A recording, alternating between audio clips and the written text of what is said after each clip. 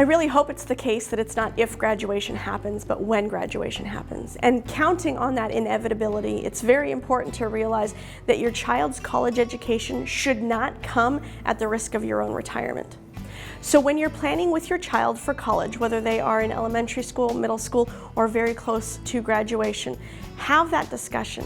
Explain to them what you can easily contribute and what the expectation is for them to contribute.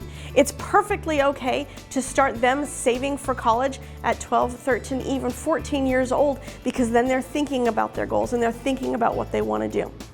If you can sign over a GI Bill, that's okay too. That is up to you and your spouse as the service member and the adults in the family. That's not a requirement. There are any number of scholarship, grant, and fellowship opportunities out there for students. Don't be scared of student loans.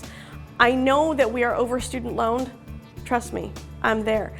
But the fact of the matter is, this is one of the best ways to build credit if you keep the student loans in check.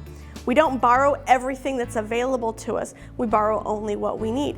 That starts that credit clock and can help the student be more effective when borrowing money in the future, because they'll know what it means to borrow money and to pay it back and to pay on time. And so there's any number of different things that we can put together working with a military family to talk about some of these plans and what to do and how to do it. Also with high school, or high school and college, just because somebody says, well, I'm paying for my kid's college education. Good for you. That's not my reality. That doesn't have to be your reality.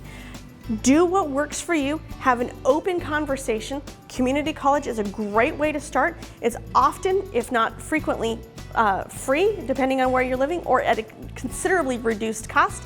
And that's a great way to get kids in, get them used to the college atmosphere so that you know your dollars and cents are being spent in the best way possible, and then they can transfer to a four-year institution to achieve their bachelor's degree.